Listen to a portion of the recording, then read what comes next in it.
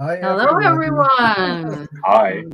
Welcome to another flaming, flickering Flickerverse show where we discuss all the incredible what ifs of the Wheel of Time and full spoilers for the show, the books, and everything. So, welcome. You have been warned.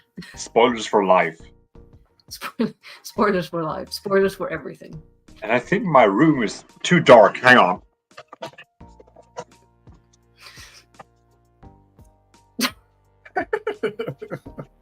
Yes, tech issues.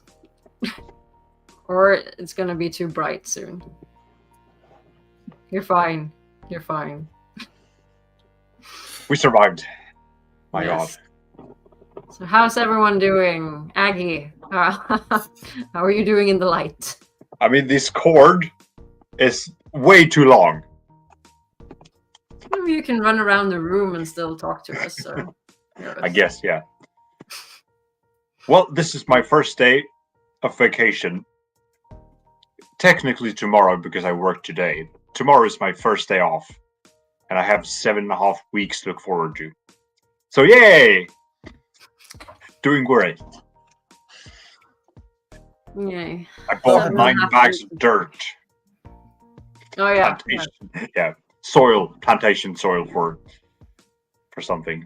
For experiments. Experiments. Let's see how we go.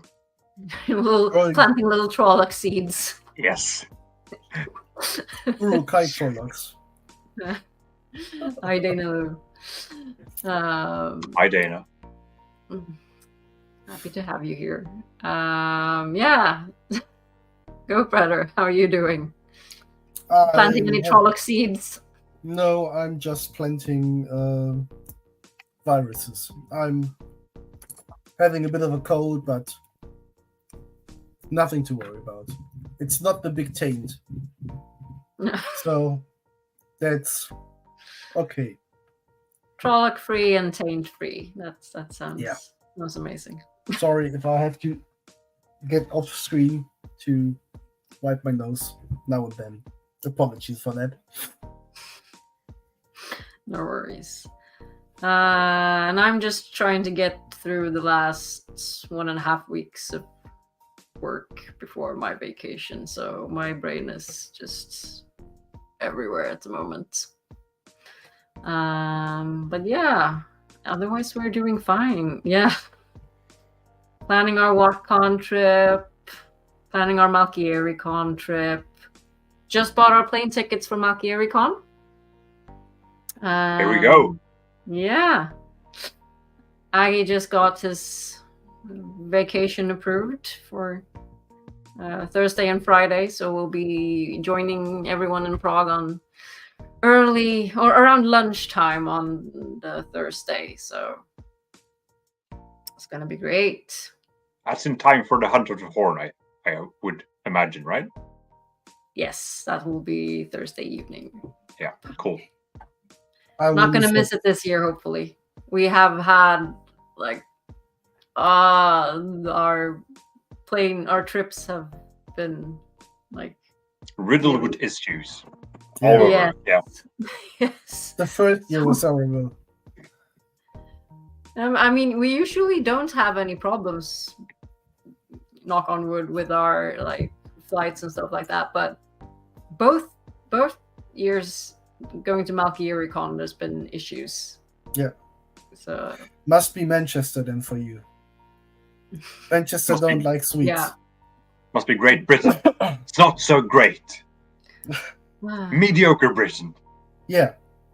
Dana Lou is asking if you want a guest today. What kind of guest? Do you want to be a guest? Are you asking for yourself, Dana Lou? Please join us. Yes, feel free to jump on. We can absolutely send you a link. We'll take Dana Lou every time. Yes. Right. Can someone send her a link then? On it. Yeah. Perfect. Speedy goat. People are inviting themselves. Perfect. So someone needs to run this show. Then I'll send it via Discord. Direct message. Awesome. We have we're gonna have Arshikova on at some point as well, and we're poking Nils as well, so we want to have more guests. So Yes, anytime, Dana. Yeah. Write me out. Yeah. Yes, you're welcome at any time. So I think we could ask Wisdom Apprentice from Road to Tavalen podcast as well. Even though she's American, she lives in South Germany, so she's on the same timetable as we are. Nice. So anything else fun you want to share with us while we wait for our first guest, or second guest ever, but first guest of tonight, first and only guest. First guest of tonight. The first and only guest of tonight.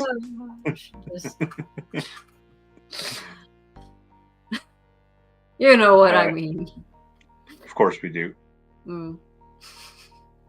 Nothing's been going on, really. I think Nothing and everything, more or less. Yeah. Okay, well, I mean, we can start while Dana Lou is setting up computer. We can start by looking at some news stuff. Or I mean, we haven't done any shows for 2 weeks, so it's been stuff going on. Let's see. All right, we had an interview in Variety with Justine Gilmer and Daniel Henney. They were talking about like adapting the books to screen and how the Wheel of Time fandom is really good at sniffing out secrets.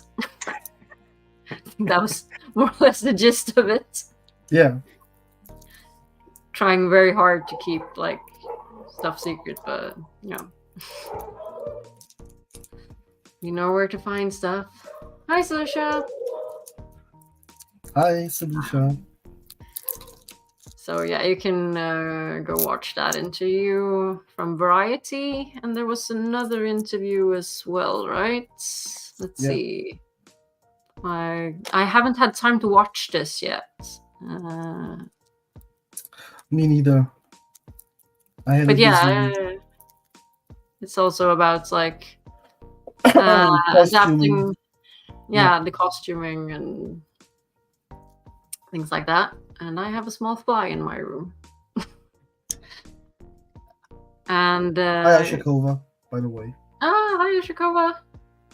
Welcome. And Kevin was also nice enough to post the link. You can watch it on YouTube on Gold Derby's site. So check that out if you haven't. I'm going to need to do that. And what else from like Instagram and stuff? We have our dear Lutheran shaving because he just finished shooting The Gladiator 2. That's exciting. Handsome fella. Yeah. He is a handsome fella. And I'm really going to need to watch that movie. I don't know when it's coming out, but if they just stopped shooting it, then I think it will take about a year. Yeah. So maybe next year sometime, or really late this year, but yeah. And what else? We have Liana cuddling with some horses and doggos and driving big trucks and eating food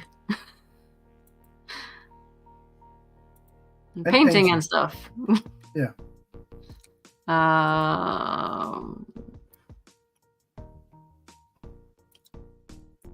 And random Baywatch clip. And someone actually met her. Yes. Our Jordan training's partner. One of our favorite Canadians. We have many favorite Canadians, but our dear Dash. Where did he meet her? I think he just took a stroll in Vancouver, where he lives, in the park, and he replied to me. He saw her in the periphery of his sight and wasn't sure, but then pulled up his guts and went over. Nice. I think it's a really great picture. Yeah. I wouldn't have been able to get out a word. No. Oh. I see we have a guest now. Hey! Hello! Can you hear me? Yes. Perfect. Excellent. Welcome. Hey! How are you doing? I'm doing well. I've been wanting to join for a while. It's so fun, your conversations. It's just, you never know where they're going to go. It's just fun. We don't either. That's the fun part. Yeah, exactly. Unsupervised children. That's what we are. Love it. Yeah. I am very thankful that you're in chat that often. So you're like our resident brown Aja Flicker Nord. Which is really funny because I'm not a brown. I know, but you know everything. I don't know everything. I'm learning. Yeah, but most of the time when it comes to events in the books, you're a pretty solid source of information when we aren't sure. So and then when I'm not sure, I try to go look it up. Yeah. Right. So that is part of the brown thing. But it really, for me, is I'm a white. In this instance, I'm a white. So like I need to know. Like it's gotta be written down somewhere, right? So I need to know. So how many times have you read the books? I can't really tell because I started in 1992. So I was I read like the first 4, the 4th one came out right then. And I read them as they came out. I would start back over at the beginning. And then once we got to the middle books, I would read like 2 or 3 books before the one that was coming out. And then when we got to the end, before the Brandon Sanderson books, I went back and read all of the Robert Jordan books. And then for each Brandon Sanderson book, I would read the one before it and just do one book at a time before it because, they are chunkers. And so then, and then I just, in 2013, put them down, read the last book, didn't talk to anybody, put them down.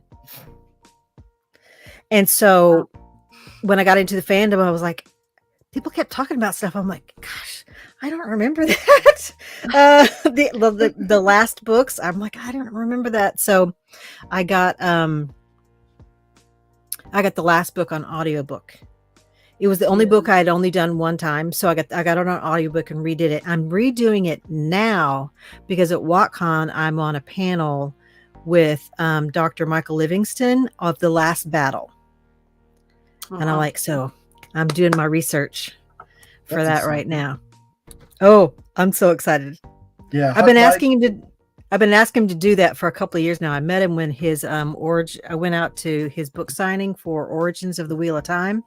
And I asked him then if he would do books on some of the battles and then when he started coming to WatCon, I was like, oh, we need you to do some panels on some of the battles, like the last battle or Do Mice Wells or, something really fun like that.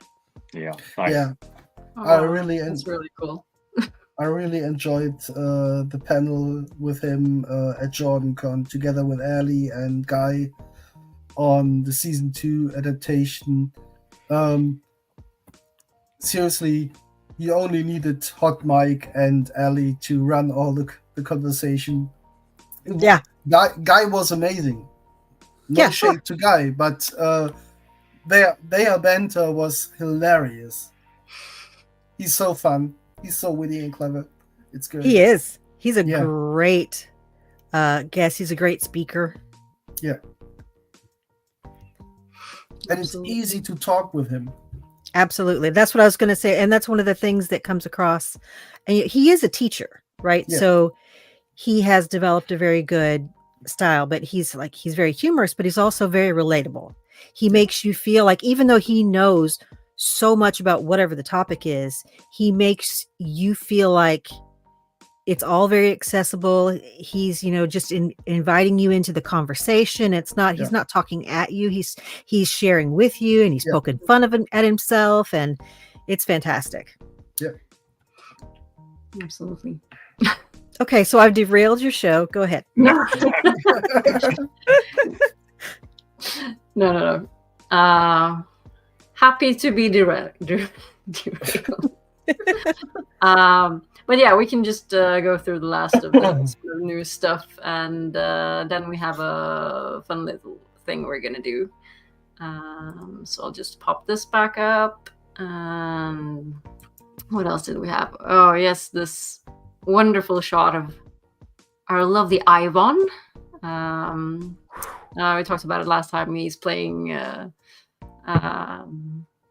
the role of Wilbur in the Netflix series Geek Girl that premiered like 2 weeks ago, I think. So this was a picture from that. He's looking fabulous. Brilliant show. Yes, so good. And I don't think you can read this. I commented on Sandra's post about the show. Sandra plays Amalisa in season 1. Yeah. Okay, yes. Mm-hmm. Yeah, and she said like, "Oh, thank you," and the lady and the warder salute you, and she tagged Imani, and he replied that they should do a Wheel of Time thing together, and Sandra was like, "Deal." So that was really sweet. Like, oh, it's like awesome that they replied with Wheel of Time stuff. Yeah. And I really enjoyed some of his scenes, especially with Daniel Henney in season 2. I loved that he got a little bit more time on screen. Yeah. So yeah, really hoping he gets more screen time in season 3 because he's an amazing actor. So have you watched Geek Girl? No, I have not. Have you? Is it Recommend good? if you want something like heartfelt and just Well, what watching- service is it on? Netflix. Yeah, I don't currently have Netflix. Okay. I kind of rotate because I don't want to pay for all of them all the time. So Yeah. That's fair. And he also posted that now I'm clicking the wrong screen. He made a movie. It's called Demons. Ooh. And I think, piece of Afro-queer culture, blending the worlds of the Lagos gays and that of the British diaspora. Homophobic attacks. So, written and directed by him. I'm unsure where you can watch it or when it's coming out. But yeah, feels like something heavy, but something that would be really great to watch. Yes, absolutely. Yeah. Yeah. So that's on Instagram. Yeah. Yeah. So maybe we could ask on there where it will be. Maybe right now it's just going to film festivals, or where is it going to be? Yeah. Because it looks like something I would want to watch. Yeah. Absolutely. And And lastly, I think we had just some the Snack water. snack orders. We need some snacks. We always need some snacks. And a Daniel Henney snack order. That looks so 80s, 90s. Yeah, It does. I'm like, what is this? It's awesome. The wash on his I'm jeans. not a fan of the look. Me neither. I don't know what this is, Daniel but Henney, okay. but it's like, The hair down is the Come in. This is the haircut. Yeah. yeah. the It's bangs, like the not- old denim style. Never been a fan of that, but I mean, if anyone's gonna wear it, it's I guess. And lastly, before we jump into some other things, I have been nominated for an Emmy for outstanding fantasy sci-fi costumes. Fantastic. They deserve it. About time. Yeah. Yeah. So I'm assuming it's for season 2. Yeah. That should be the relevant. It's in the season for your the- consideration. Yeah. Yeah.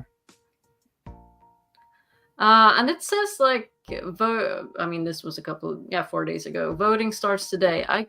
How do you vote? I was trying to find out if or can like regular people, can everyone vote? Yeah. Does that I work? don't know if you have to be a member of like the film or the TV, whatever guild or something in order to vote. I don't know what that is. So No, I was trying to find that out earlier, and I was Yeah. like, I have no idea. Yeah, they deserve all the awards. well, and I was talking to my dad about this. My dad's on, I think, book 8 right now, and I was talking to him, I think on Sunday, and saying that officially season 4 has not been greenlit, but something like this, lets the people know who have the money, who are backing it, that it is being very successful and well received. Yeah. And we should keep backing them for future seasons, right? So even just being nominated is like giving visual platform for Prime. Like, this is a Prime show. Look how great it is. And so Yeah. that's a good reason for them to, keep spending money. And I'm like, Yeah. so on a greedy side for me, I'm like, yeah, like they deserve it. Everybody who's worked on the show deserves, lots of praise. But I'm like, the more they can be out there in public, the better chance we have of finishing the series. I'm quite sure we're getting news about the greenlit season 4 not that far in the future. I'm hoping mean- by San Diego Comic-Con or something. I'm Yeah. hoping by then. Yeah. I mean, they dropped these interviews at one day from different sources. We're in the off season. It's a year till. So I think they want to build up a bit of conversation again online before they drop, so that the news of season 4 greenlit doesn't go into a void. Yeah. And I know I've heard comments or read comments from like Sarah Nakamura talking about like she's, since her son's school year is over, she's moved back to the States, and her son is going to go to stay in the States so that he can go to high school all in one place and not move around. And so the next time she goes back, assuming there's a season 4, she's like, when I go back, not like if I go back, but when I go back, I'll be going by myself. And then Rafe was talking about, I think he might have just been talking with Rob in person about being done with his writer's room and stuff for Gods of War. God of War, yeah. God of War that he's working on, and that they're looking forward to starting. They're watching season 3 cuts, and they're looking forward to starting the writers' room for season 4. So they're talking like it's going to be a thing. Yeah. Mm. Yeah, I'm So pretty sure. I'm very optimistic. I mean, season 1 of Wheel of Time was more successful than Rings of Power. Mhm. Via completion rate. The completion rate for Wheel of Time season 1 was way higher than, I think only 35% of Rings of Power watchers watched it all through. And we had about Oh, that's awesome. we had about 50% or 60%. And we gained a lot of new viewers after Rings of Power season 1. There was a huge influx of new activity on Twitter and new show watchers and even new book readers. So Yeah. I'm hoping this continues now with season 2 of Rings of Power. Yeah, a nice synergy. Like it's this like saying people, hey, you're interested in fantasy, come watch us too. This is another thing on Prime. Yeah, because it gets recommended. If you watch the new episode, then Wheel of Time is the next one below that. So, yeah. Knocking on wood. Staying positive. Yeah. Okay, speaking of like the amazing costume design, I put together a little thing that I thought we could do for a little bit. Like things. Like things. So I did a little like rate the season 2 costumes. Not all of them, but I just picked some of them. I'm gonna share them like bigger. So I thought we could just like sort of, I mean, all of the costumes are amazing, but from but now we get to be fashion nerds and really criticize all the poor choices, color mixing and stuff, and find the best one. You think they're going to be poor choices? Okay. So let's see. I'm gonna bring some of them up in bigger. Where did I put them? Just since Rob ain't here. Sorry. And since Rob ain't here, we can rate each headpiece. Oh yes. Yeah. Yeah. And chat, feel free to jump in. Absolutely. So yeah. And I mean, you can use whatever criteria of rating you want. This is just like to have fun for a bit and do something different before we speak about the Andor and Succession. Okay, so what do we think about the Aiel and especially Bane's little outfit here? Outfit or warrior dress, whatever you want to call it.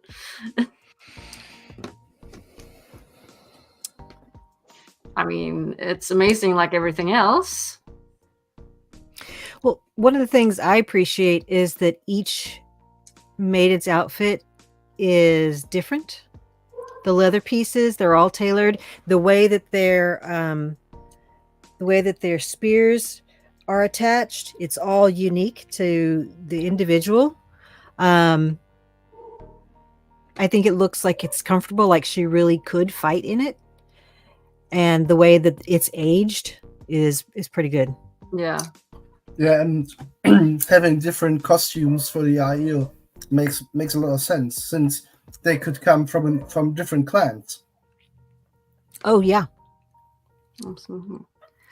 And they do. Those three maidens. Yeah. Yeah. So it makes a lot of sense, and maybe you have to do your clothes yourself. We don't know how they do this in this turning of the wheel. Right. And I like that it's not uniform, because the Aiel are no regular army. No. Right. So Yeah, they're not effective. like, it's not like everybody wears the same thing and they just go and say, I need a size 4 and get. And the way I guess I always perceived the Aiel more like a guerrilla force and not like a proper army that has that uses formations in battle, because they're so agile, and formations aren't that agile. Formations are mostly about being steady and keep the lines, and to me that's never what Aiel fighting style was about. So They very much are guerrilla fighters. yeah. So where would you put this on a S to F scale? We can't put everything in S. Right. So is it, what do you think, a B? Is it an A? What do you think? I think like, I don't know, the boots, the aging, the uniqueness of it, how well it blends into the background, does what it's supposed to do. She can move. Is it an A? Is it a B? Let's start out with a B, and then we can move it if we find different criterions Okay. down the road. I'm fine with that. Absolutely. We can B change for it around. beige or brown. B for brown. B for basic. B for basic. Basic. Yeah, it would be easy to Yeah, cosplay. basic. Yeah, basic.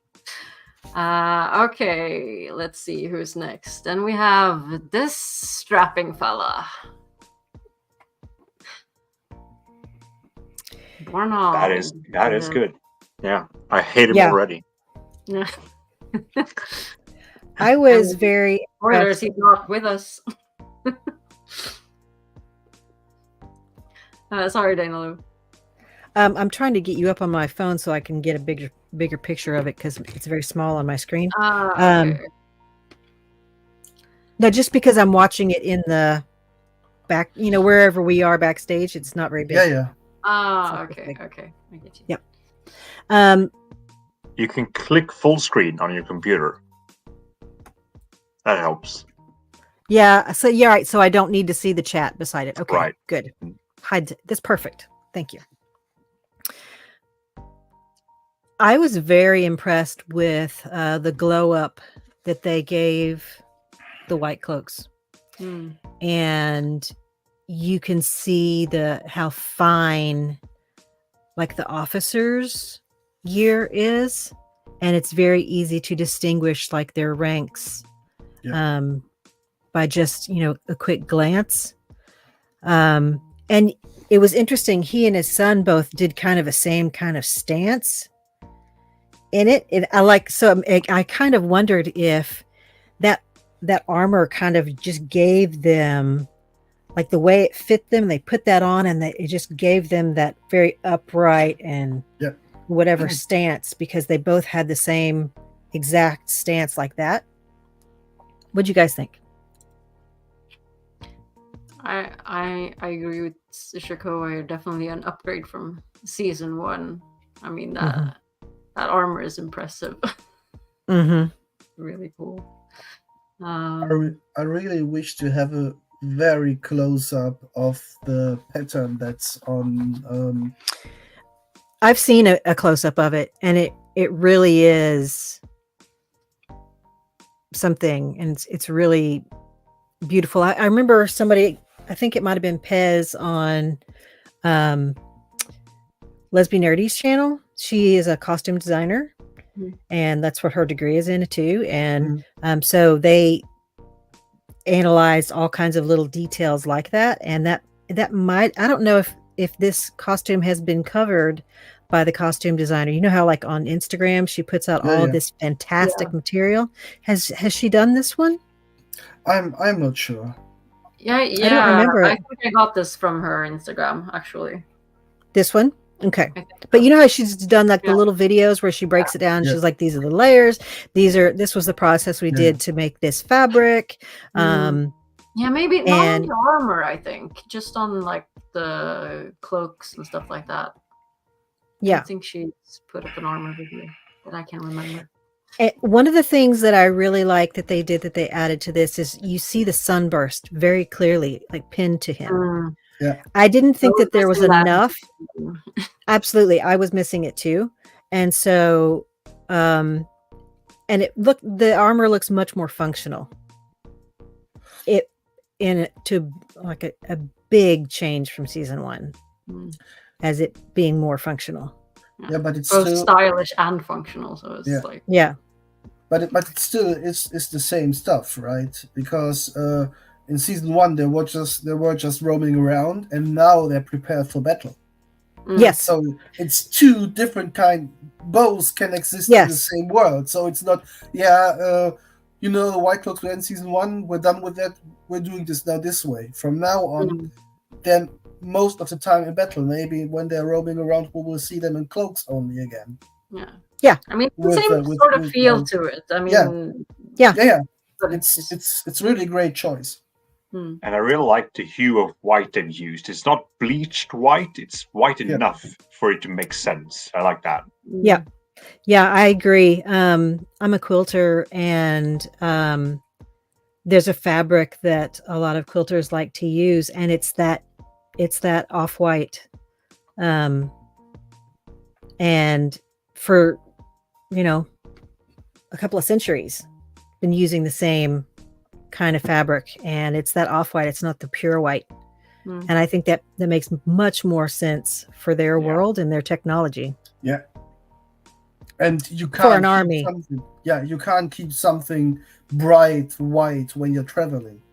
Absolutely. There's no way. Right. When you're on Aes Sedai. One critique I do have is that I would have loved for the metal bits to be a bit more polished. It might be due to the fact that they're traveling, but I think the White Cloaks are known for their meticulous polishing regime. Like I would love to see more polished gold, a little bit more. The sunburst, especially. So maybe the sunburst. Rank it for us, Aggie. Where do you want it? I would also put this in B tier. The B tier. Okay.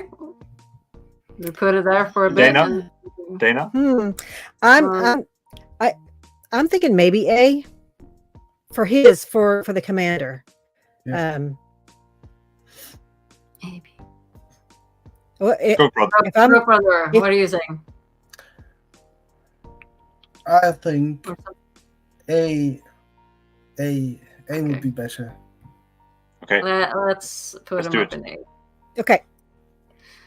I'm sorry for taking too long on these two. No. No, that's fine. We don't need to go through all of these. We can. I know you need to go to work at some point, so we can do a few of these, and I mean we can come back to these on other shows as well. So one eternity later. Do you have a Matt? Do you have Matt when he was a lordling? Oh, do you have that one? I don't have that one. That is such an interesting costume. It's very strange, all of the things that are put together in it. Okay, we'll do that next time. It's kind of like you can see that he's been traveling around and doing different things, and as he grows, you can see kind of his pathway through the world by the different things that he's combined in his outfit. It's pretty cool.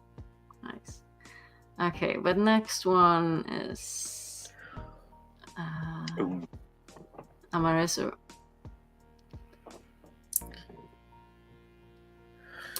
Like the purple boots. I don't like the those. boots. Yeah, the boots are a bit off. Yeah, the rest is stunning, but I'm not a fan of the boots. I mean, the boots do go with the pants underneath. However, that's not what we really see.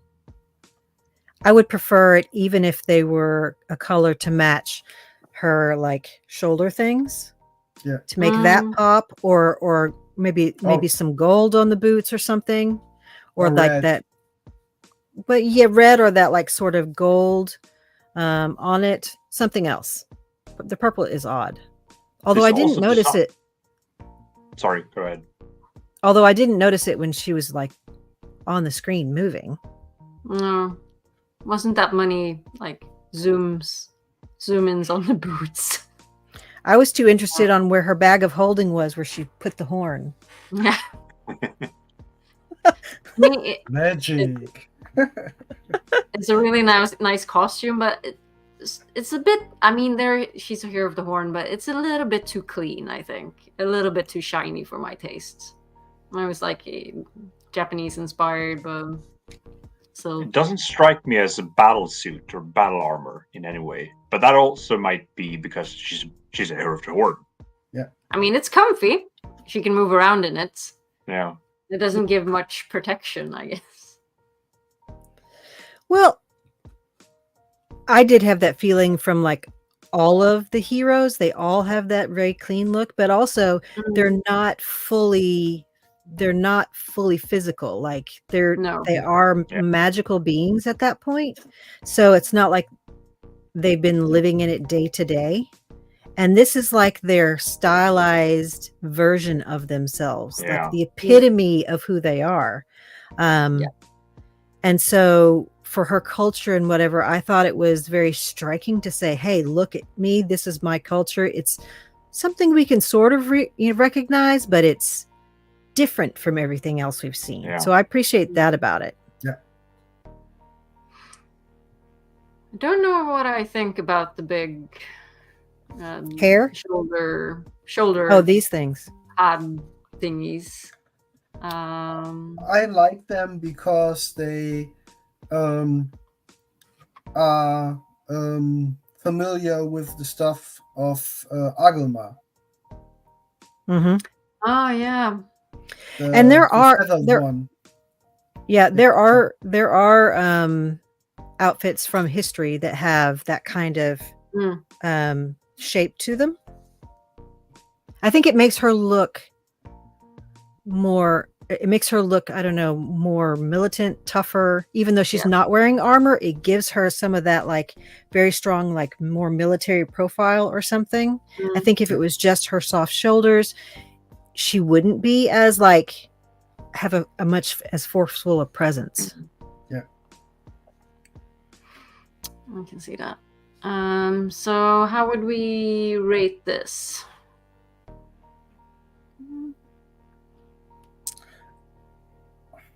I'm thinking without the purple boots, I would say A.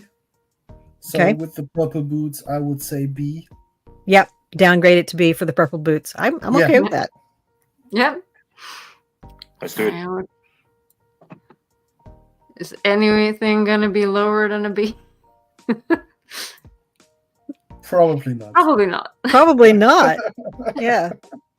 No, because this next one is. I love this one. Wow. Alwyn. Yes. Dear Jessica Boone.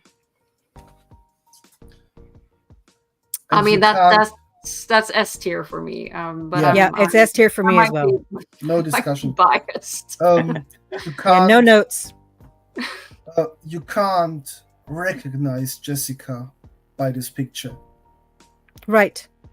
Her face, due to the face mask, the headpiece, looks. Do you remember the System of a Down video aerials?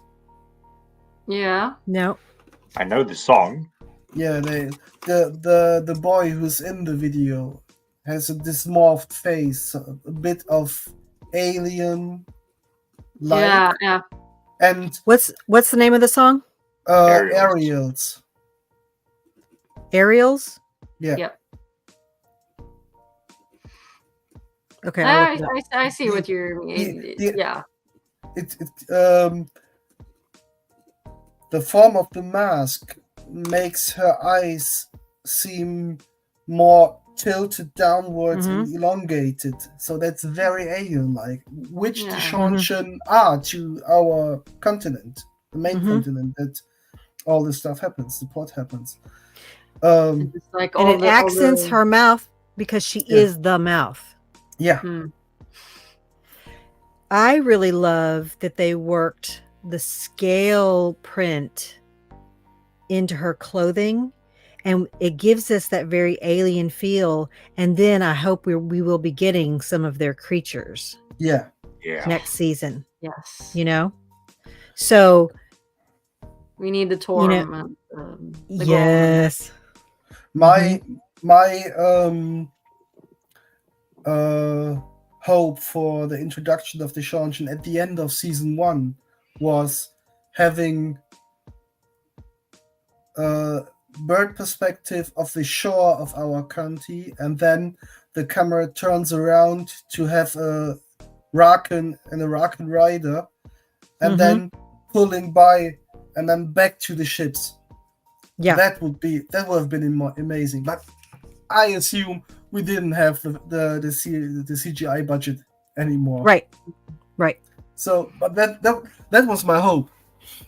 So I hope because the Raken and the Toe Raken do make the Shanshan so effective, because they can move their troops that fast and cover a lot of terrain with air superiority. Yeah. Okay, I'm S tier all the way. Yeah. I like the. No, go ahead. I like the cut of the coat. And the layers, and all of the pleating, which is very like, especially all of the highborn and different high ranks. That pleating, which is very labor intensive, shows how high they are. Yeah, and then all of the layers that they put on there, I think, incredible. Yeah, and the cut is a bit like Victorian age, so it's all very regal. Yeah. Okay, let's go to the next one. I think we can do like one or two more, and then we need to do a quick Dyelin discussion, and so we won't make Goatbrother late for work. I think we could continue this next week, actually, and just keep adding more to. Yeah, absolutely. And then we have Joya.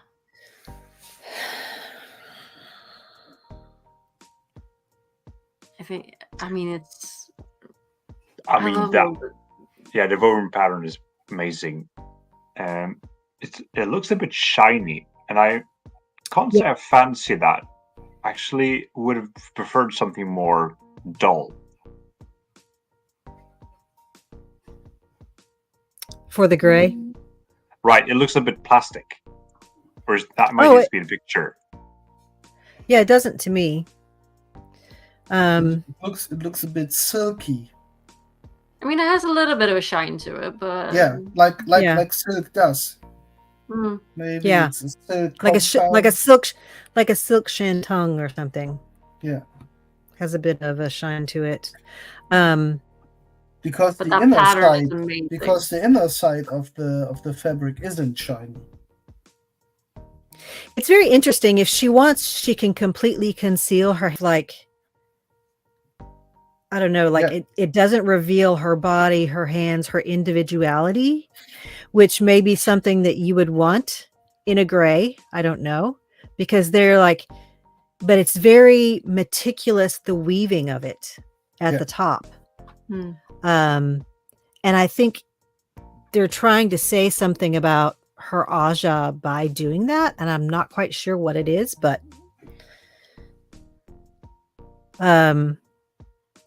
the grays didn't really stand out. I didn't really say when they had a whole bunch of them in Kyrian in the courtyard scene where a whole bunch of them standing around. Another gray didn't really jump out to me. No. So I'd be definitely interested in seeing another gray. I think this costume would look very different on another actress. It's one that doesn't have alopecia. Yeah. Mm-hmm. I really love that they chose to let her just be her natural. Of course, I think that's perfect. Yeah. No, and but I think it makes the look a bit more special. Where would you rank it?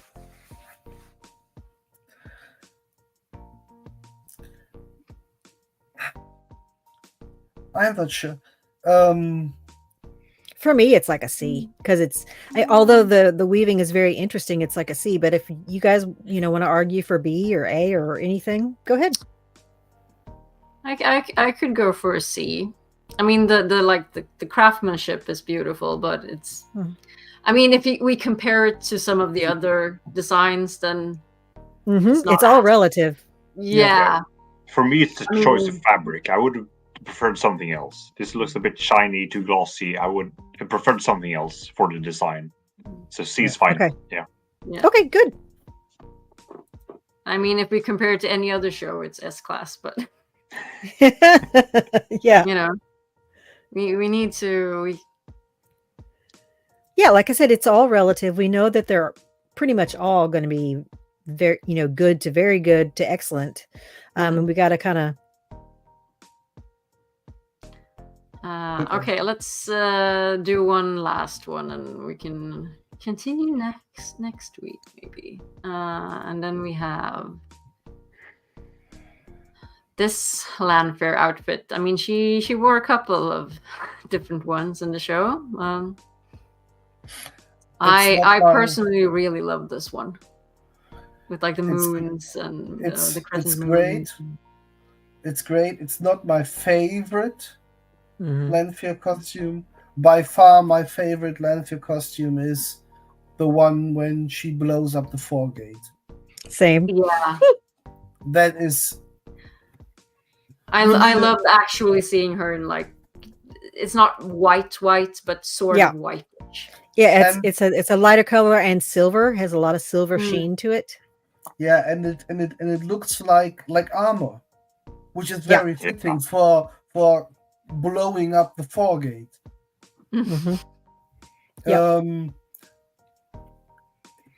I think we need a S+ tier for this costume. This one right here? No, the white one. The whitish one. Right. I blow up the city. Whenever I see her in that, I think of Monty Python's "My name is Tim the Enchanter," who's just like, some call me Tim. He's like, whatever he says, he's just like, boom, boom. That's exactly what I think of. Now, for me, for this, I love the silhouette. I love the colors. I love the fabrics. In general, I don't like the lapels. I don't like the way her leather yoke is there. I think I like the way that they have incorporated moons into it. I'm okay with it probably being put anywhere, but considering some of her other costumes, to me, this is only an A. But if you want to argue for S, then go for it, because I might be the only one who's an A on this. I would have said A or B even. Yeah, A or B. Because I like it, but the white one is. But she had way better costumes. Yeah.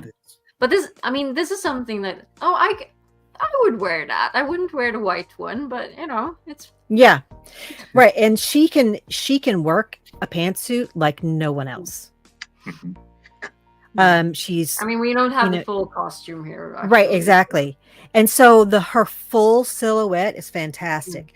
I don't like the combination in particular of that fabric on the lapels, but maybe when she's moving, it looks a little different. But yeah, the strut down the hallway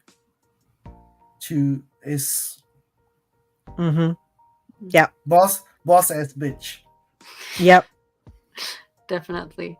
And with the hair and makeup and everything, it's just which makes the scene after even more impactful.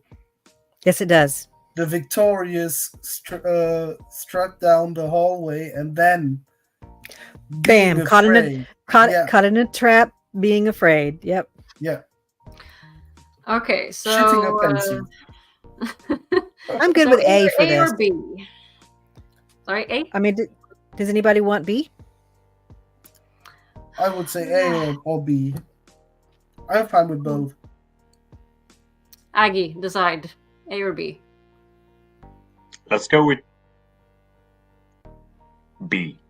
Okay. Leave more space for other. No. Yeah.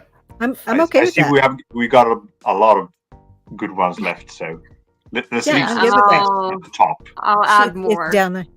It's down there. There It's near the is. bottom. That one, yeah. Let's say B. Okay. And I have I really have a feeling we're not going to get any in the bottom part of this. I think the worst one would be Matt's bathrobe costume. Yeah. And I would put that in a D, but still, it's Matt. So Yeah, let's add more for next week so we can evaluate. No. Okay. Yeah. I should Now, call us in a B this, as well. are you also talking hair? In the costume, are you for the full thing? Are you discussing hair or just the clothing? I was thinking just the clothing, but I mean. Okay. No, that's fine. I was just kind of curious what your thought was. All right. Okay. So let's see. We do a quick flicker because that's. Let's see if I can just find what I'm looking for. Oh, so many pictures now. Okay. There we go. It is believed there are worlds where a year is only a day here, and others where a day is a year here. There are supposed to be worlds where the very air would kill us at a breath, and worlds that barely have enough reality to hold together. And as we set out to explore these realities, remember one thing: be steadfast.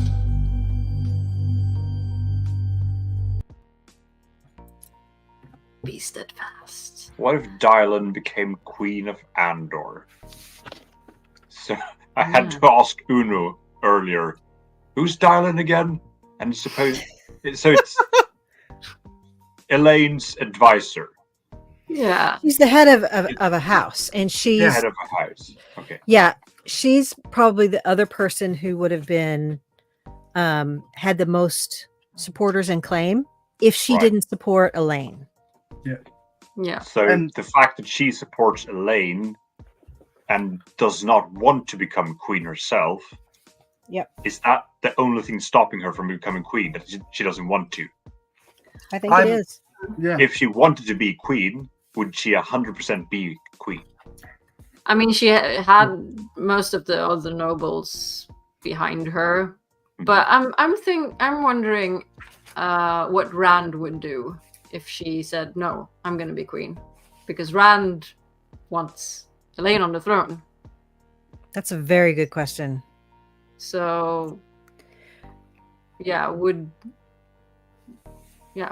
would happen then? How would it Rand be try Andor? to Yeah. like The dethrone problem her in is some way? the problem is that the succession plot happened very late in the series, right?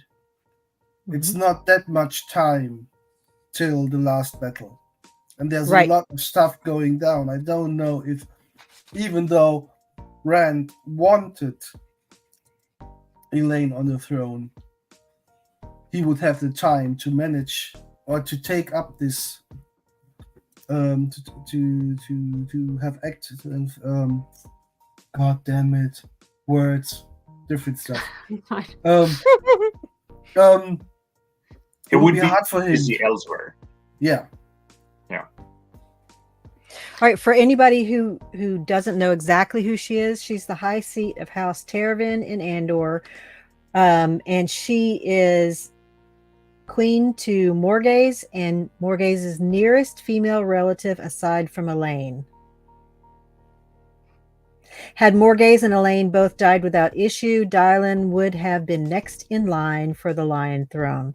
Some people thought that she should take the throne after Morghese was presumed dead because they worried about Elaine being Aes Sedai and because they dislike more gays because of what happened at the end with Yeah. Ravi. Yeah. So that was from the companion.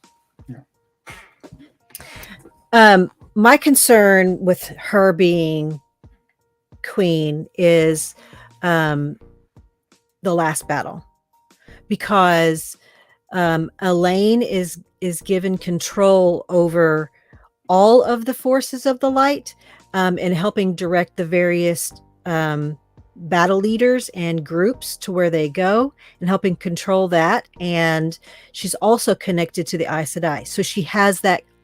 She makes sort of a connective tissue between all of these things, and I don't know that Dyelin has that. What's And- needed there for that?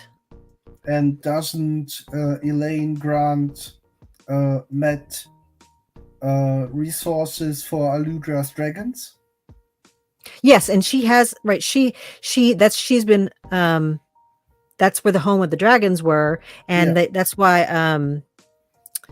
Talmanes and his group had to go into Camelin when it had been seized by the Trollocs, because he had to go retrieve the dragons where they were stored, and they had been secreted away. And if I remember correctly, Aludra and the is it Bell Founders? What's the English word for Bell Founders? Bell Founders. They worked in Camelin, right? I'm not sure. I haven't reread that book. I think so. It makes sense if that's where they are and where they're stored, and it makes sense that would happen. I would have to reread that, but yeah. So this only happens because of the connection between or the relationship between Elaine and Matt. Yeah. Matt has no relationship with Dyelin, so that would be in danger. Yeah. And then she has the relationship with Galad, right? So that helps to bring in the white folks. I just think she's great connective tissue between so many different groups. I mean, she also has Kyrian under her as well, right? Yeah. And Andor is the biggest country, it's right in the middle, and her connection with the kin is what allows them to get so many of the people out and move armies around, and they were able to withstand a siege. If Dyelin had been under siege from those others, would she have been able to feed the people? She didn't have the kin to make gateways to bring in food. If I remember correctly, they flee to Camelin after Camelin to Carian after Camelin falls to the Trollocs. Well, and a bunch of people immediately go to the fields of Marilor. Yeah. It feels like Dyelin would be a great queen at just some other point in time. Yeah. Any other time. Yeah. Yeah. But yeah, Elaine has too many connections to too many different groups and people, and to Rand, of course. And so, yeah, it will make a whole lot of difference. So, and what I know a lot of people don't really like Elaine, but she serves a very important purpose at that point in the story. I'm not a big Elaine fan, but I mean, right? She has her functions in the series. I think Elaine is a great character. What I don't like is is pregnant Elaine. Yeah. When she does stupid stuff, because Mint's vision, the babies will be born, I can just march into a field full of dreadlords and somehow survive because babies. I mean, that's quite annoying. Yeah. That's quite she's a great character. She's a great character, but you don't have to like them just because they're a great character. I wouldn't want to hang out with her. I think Dyelin is fantastic to be her advisor. She's very experienced. She's older. She's been there on the ground with all these houses. She knows them. She knows all the people. She knows the ins and outs. And she has been around long enough. dealing with the game of houses there, that she would just be a fantastic advisor to Elaine. Yeah. And the fact that she doesn't want to rule, maybe that's one thing that would make her a good ruler, because she doesn't want that power. Yeah. But someone like that is always great as your second in command, because you know that they're not in it to try to advance themselves or whatever. They're in it for the good of the country and the good of the company or whatever it is, because they refused that power. Yeah. I think in the beginning, Elaine very much distrusts her, because she, if I remember correctly, she thinks it's some hidden plot to get rid of Elaine herself and then put herself on the throne. It takes a long time until Elaine trusts Dyelin as her advisor. It's after she saves her from some sort of attack. Yeah. Or it just Yeah. gets in the way of. Yeah. So what Real is saying is that if Dyelin became queen, the Dark One wins. Maybe. I mean, it depends on what Elaine does, I guess. Will she be Queen of Kyrie and sort of gather all the forces there instead, or That's a possibility. Yeah. That really is. And it depends on the relationship they have. If they because if they agree have a on- good come on- relationship, they can still. Yeah, come on. Work together. Dyelin, you rule over Andor, I rule over Karian, and we work together. And Mhm. if I need something from you, you will give it to me. If I need you to give a home to the Bell founders and Aludra and let them build their secret stuff there, and do everything to support them, and she will do this, fine. I'm not sure that it would work out like that, but yeah, in the best She of would be like a worlds. puppet queen. No, not really. No, I think it could be like, okay, so we're cousins, basically. You're my first cousin once removed, or whatever it is, 3 times removed, whatever that, however close they are. And I think it could work. Yeah, you've convinced me, Goatbrother, that it could work. And Dyelin is very logical and reasonable.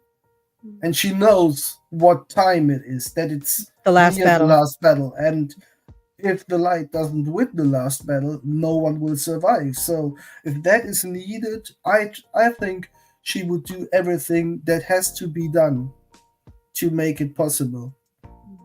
And think put her the ego hard- to the side. Sorry. No, I just said I think the hardest thing would be for like Elaine to give up her claim. For her Oh, to- absolutely. Her I mean, identity. it's her home. Yeah. She's the daughter heir of Andor, don't you know? Yeah. She's very much, it's my birthright. And Yes, very, very much. her getting over that sort of like prestige or whatever you want to call it, or But it's her identity. Yeah. It really is part of her identity and what she's been groomed for her whole Yeah. life. Yeah. Right. And, she, from the very time Rand meets her, like she and Gawain are like, hey, we know where you're from because we've studied this. And we know, like she has from the very beginning been very attached to the Andoran people, I think. So that would be very hard for her. I'm very torn on this one. Yeah. It could work, but I don't think that it would fly with Elaine. no, I think it would be give up the easier to throne. like put Dyelin and Kyrian instead. But she has Yeah. no relationship there because No. it's not, Because that's through Tarangale. That's not Right. through Morgase. right. It's through Damodred. Mm-hmm. So yeah, that And, wouldn't work with the Kyrian, and because they would probably not accept her. I guess No. they're having enough troubles accepting Elaine. So Sure. Yeah. And And it's, Dyelin knows all this, so she doesn't want to be queen. Yeah, I think you're right. I think we just don't have Dyelin as queen. Yeah. Yeah. She's good where she is. Yeah. And by the way, I Okay. wanted to say Happy Pride Month to y'all. I haven't, it's my first time on, and I want to say Happy Pride. I am Happy your Pride. ally. Happy I am Pride. your ally. My patch That's- for my vest Aw. came. Nice. Yeah, it goes on my band patch vest. Nice. Awesome. My brother has a Okay. band patch vest as well. It's awesome. He likes a lot of the same music you do, and he's always going to concerts. Anyway, Yeah, That's it was amazing having you on. thank you for just letting me just crash your party. Oh, You're welcome. You're Please. welcome every time. yeah. And by the way, do you mind if I make a little pitch? Go for it. Sure. Go for it. Well, in addition to running the Discords and being some of the one of the people behind the scene for WatCon, I help run all of the virtual content, and in-person tickets are closed now, but virtual content tickets are open. You can wait until the con itself to buy a virtual ticket, but I would suggest buying it now and getting into the Discord, because we're having game nights, we're having some lectures. You can get in on some panel brainstorming. You can play games. We're going to play the Cards of Time. We're probably going to do some Jackbox games. We're going to have a trivia day run by Chris of WattWiki. So we're having all kinds of fun things, and it's just a fun place to gather with people. And please come in. And the other thing is, I have a podcast now. Awesome. Yeah. It's With a Koala. full spoilers podcast called Delving the Chronicles with Koala Sadai, Beth Doman, and Morshadi. We're all super nerdy, and we get off on all kinds of tangents. We've talked about utopia. We started with we did one with the NIM, where we talked about bioengineering and ethics and all kinds of stuff. So we talk about, we start with the Wheel of Time, find something, and then springboard from that and talk about it both in their world and then in our world. What does that Nice. mean? So Sounds come on amazing. over. We are at Delvers of Time on Twitter. Give us your ideas. Tell us what you want us to talk about. Amazing. We should look into that. Yeah. That's great. Okay. Last thing we need to do is spin the flicker wheel for next week. So let's do that. And I'm gonna press the right screen. It's getting empty slowly. Yeah. Give us your ideas. What if the Black Tower had Ajas?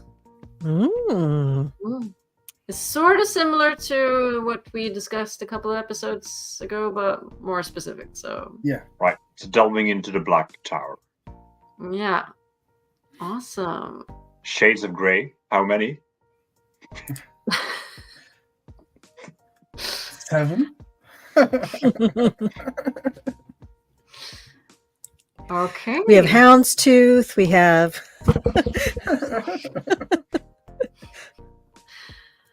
Okay, but it's been a great episode. Like, again, so thank you so much for joining us. We'll be sure to check out your podcast, and we are so much looking forward to WatCon. So yes, Yeah, and I'm so WatCon. sorry I don't get to hug my goat brother Yeah. at WatCon. Next year at JordanCon again. I'll If try to you be at like. JordanCon. Yeah, I'll Okay, try. yeah, Yeah, then- I didn't get to go the last 2 years, so maybe this next year I'll Yeah. get to go to JordanCon, because I've missed all the JordanCon people, of course. And I'm so looking forward to meeting you in person, Aggie. Yeah. It's gonna be great. It will. okay. Thank you so much, everyone, and stay safe in the Flickerverse, and hopefully we'll see you next week. Bye. Bye. No, I'm pressing the wrong. There it is.